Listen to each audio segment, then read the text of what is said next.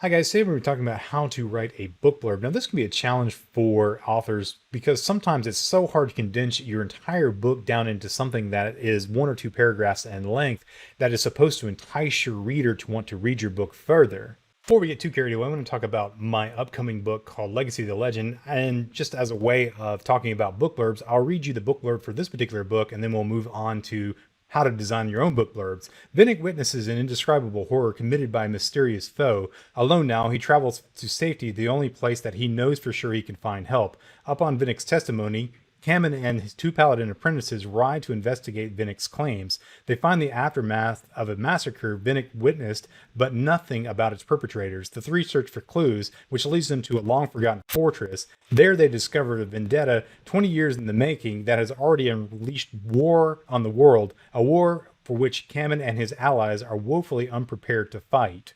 Legacy of the Legend will be coming out later this fall, so I hope you'll pick that up and want to read it after hearing my own book blurb. If you're an established author, this is probably not as big a deal because folks are going to pick up your book and read it just because they like the way you write and they know that you're going to write great content. But for new readers that are approaching you for the first time, maybe they've never heard of you before and they're going to a bookstore, they're browsing Amazon, and they're finding your work for the first time, this is going to be one of those first contact type moments that you're going to have with a reader. So what you'll want to do with a book blurb is try to entice your reader into picking up your book and reading it from cover to cover. So there's several things that you need to do with your book blurb that will get your reader invested in the book prior to purchasing it, downloading it, whatever it might be. Now, if you're unsure where to begin with a book blurb, one of the best things you can do is just pick up other books and see what has already been done. I have a whole shelf of books behind me, and some of them are fiction, some of them are nonfiction. I'm primarily talking about fiction today, so that's what I'm going to be approaching this as.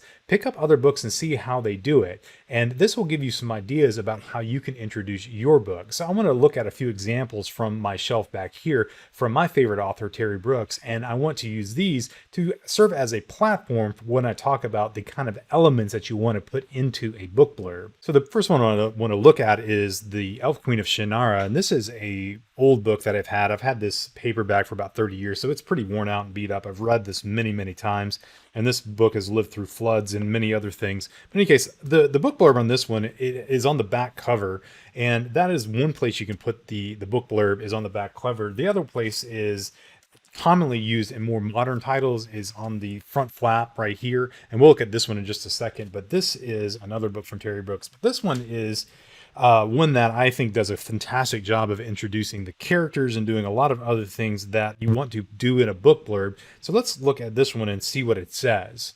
So here is the book blurb for this one. It says, "Find the elves and return them to the world of men, the shade of the druid Alanon had ordered Ren." It was clearly an impossible task. The elves had been gone from the Westland for more than 100 years. There was not even a trace of them at their former city of Arborlon, left by a mark of their passing. No one in the Westlands knew of them, except finally the Addershag. The blind woman had given them instructions to find a place on the coast of the Blue Divide, build a fire, and keep it burning for 3 days. One will come for you. Tiger Tie, the winged rider, had come on his giant rock to carry Ren and her friend Garth to the only clear landing site on the island of Merwindle, where he said the elves might still exist, somewhere in the demon-haunted jungle. Now she stood within the jungle, remembering a warning that the Addershag had given her. "Beware, elf girl, I see danger ahead of you, and evil beyond imagining." It had proved all too true. Ren stood on her single weapon of magic, listening to the demon evil beyond her imagining, gathering for attack. How long could she resist? And if by some miracle she reached the elves and could convince them to return, how could they possibly retrace the perilous paths to reach one safe place on the coast? So that's from the Elf Queen of Shannara. I want to do one more from this book called The Sorcerer's Daughter from the series The Defenders of Shannara. So this one reads, "The mysterious magic-wielding druid order has existed for long ages, battling evil that has threatened the four lands and is struggling to be understood and accepted by outsiders. But their good hope of building goodwill is dashed when a demon's murderous rampage at a peace summit leaves the political opponents dead, casting new suspicion on the druids and forcing them to flee from their enemies, both mortal and monstrous." Paxton Leah, the Order's appointed protector, knows that the blame lies with Arcanon Rai, the vile sorcerer he has battled and defeated before, but there is no time to hunt the nemesis if he is to lead the wrongfully accused druids to their sanctuary. It is a quest fraught with danger, as furious government agents and his army snap at their heels, and lethal predators stalk to the depths of the untamed wilderness. Arcanon is playing a deeper game than Paxton realizes. Paxton's sister possesses a powerful magic the sorcerer longs to control, but Arcanon has not reckoned with the determination of his own estranged daughter, Leofor, who is Paxton's devoted life mate.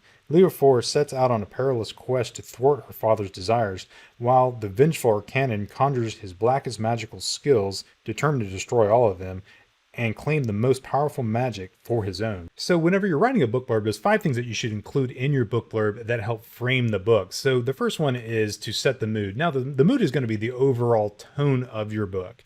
If you're going to be writing romance, you want your book blurb to invoke that about your book. If it's adventure, adventure, mystery, mystery. Now, not all books have a single mood. You might have multiple moods. So you kind of want to blend that into your book. So in the first example that we looked at, we get this sense of mystery and adventure and peril by reading the book blurb. And that's exactly what you read when you read this book. There is the main character going into this island to look for something that may or may not be there. And she's going to be met with all kinds of trouble along the way. So the next thing to do is describe the inciting incident. Now, the inciting incident is usually an event in the main character's life that happens in the opening chapters of the book that gets the character moving on the journey that they're going on. Now, in adventure stories, that's usually the start of an adventure. If that is something like a romance novel, maybe it's where the two romantic partners meet one another. If it's some kind of mystery, usually it's the kind of event that starts off the mystery and the investigation, whatever it might be. You want to describe that. You don't want to go into great detail about the nitty-gritty details of it, but you do want to inform the potential reader about what is framing this particular story and how is that going to unfold in the pages of the book. Just a side note about sequels, sometimes you have to include details about a prequel to your book that includes details about what happened in a prior incident that helps frame the current book that you're describing in your book blurb. Now, don't go into great details about that, but sometimes mentioning something that happened in a prequel helps set up the current book so that your reader might know that, okay, this is a sequel, something's happened before, and this story picks up sometime later. Elfqueen of Shannara is a sequel, and this particular book blurb has elements of the inciting incident that really happens in the prequel to this book, where she goes to see the Addershag in the Scions of Shannara, and this book picks up where she's actually going to the Blue Divide to meet the Winged Rider Tiger Tai, and so that is appropriate for this particular book. So The Sorcerer's Daughter is a standalone story, even though it's in a series. It does have prior events that happen, but the book blurb on this one doesn't really spend a lot of time talking about those. It does mention some of that, but it does talk about the event that happens that sends this book into motion, which is a demon that slays a bunch of politicians and then puts all of the druids on the run. So that is what frames this particular book and gets it going as well. So the third thing you'll want to do in your book blurb is introduce your main characters. Now, you don't want to go into great detail about who they are and give their entire life story, but you want to generally mention their name and give some important details about who they are in relationship to the story. So in The Sorcerer's Daughter, we get introduced to 3 characters. In this particular book blurb, we get introduced to 2 protagonists and 1 antagonist. Now, the protagonists that we get introduced to are Paxton, who is the defender of the Druid Order, and then there is his love interest, Leofor, who's also Arcanon's daughter. Now, it's not always appropriate, but in many cases, you might want to introduce the antagonist if they play a prominent role in the story. In this case, it is appropriate because Arcanon is very present in the story, and he has a lot of content devoted to him, and he's one of the main characters as well. So it's appropriate to include him in the book blurb because of that. So in a book blurb, you want to frame the conflict. You want to talk about what's at stake in the story. Now, you don't want to get down into some of the sub-conflicts that are deeply embedded in maybe some of the subplots. You want to talk about the main conflict that exists in the story between the protagonist and the antagonist, whoever they might be. And you want to talk about that briefly so you set up the stakes for the story so the reader will be interested in that story. story. There's a lot of different kinds of conflict in a story. You might have man versus man, or man versus nature, or man versus himself, and a myriad of other kinds. The main thing that you want to do is make sure that the main conflict that you're dealing with in the story is the one that you're representing in the book blurb. So right out of the gate with the Sorcerer's Daughter, we see this after the inciting incident where Paxton has to struggle between protecting the druids or pursuing Arcannon. And then we also see the conflict that's brewing in the background with Arcannon going after Paxton's sister, and then also with Leofor opposing Arcannon. Elquine does this in a different way where it's describing the peril of her circumstances that she's going to be facing in this story. So it's more of a man versus nature type conflict. So it describes her having to face things like demons and swamps and jungles and all of these other kinds of opposing forces, not so much between the two characters in the book, but the demonic forces that are on the island that she's got to go through to find her ultimate goal. So after you've set the mood and you've described the inciting incident and you've introduced your main characters and you've framed the conflict, you want to leave your reader hanging. That's the purpose of a book blurb. You don't want to give away plot details. You don't want to give away the ending. You want to kind of set up the book, basically the first part of the book, and you want to do it in a way that your reader want to read the first part of the book so that basically affirms what they get in the book blurb and then want to finish the book based on what you've described. And that is where you want to kind of leave it. You don't want to get too far into the book where you're giving away all the details, because then you're just writing a summary of the book, not writing a book blurb. So the two examples that I've used do a very good job at this. The Elf Queen of Shannara does a great job of describing the first 100 or so pages of the book. It basically gets you to the island and then leaves you hanging there. So you have to discover what happens to her when she gets to the island and what happens while she's on the island.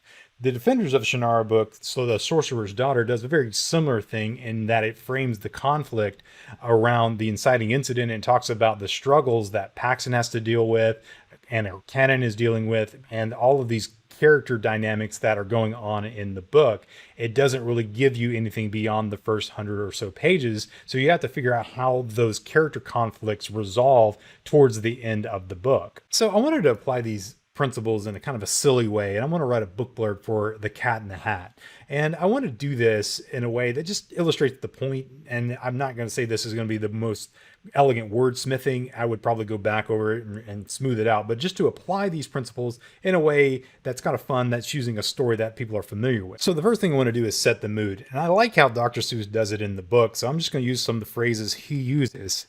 It was a cold, wet day, and Sally and her brother were bored to tears. Actually, they weren't bored to tears, but the phrase itself captures the essence that they were just very bored. We never actually get the brother's name in the book, so we don't really know what that character's name is. We do know Sally's name, so we can introduce her as a character and her brother. This book is written in the first person, and we never actually get the boy's name, so I'm just going to refer to him as Sally's brother. So this kind of sets the mood for the book, and it really helps frame kind of where it's coming from. It's raining outside, they're bored, they're staring out the window, they wish they had something to do. We could probably enhance this by saying there was nothing to play. All they could do was stare out the window. And that's what we see him doing in the opening pages of the book. So now we want to describe the inciting incident, and that's really where the cat shows up at the door, and that's described in the book as a bump that made them jump. So I'm going to use that same phraseology. Then there was a bump that made them jump. Let's build on that just a little bit more and talk about the inciting incident. Then in walked the cat in the hat.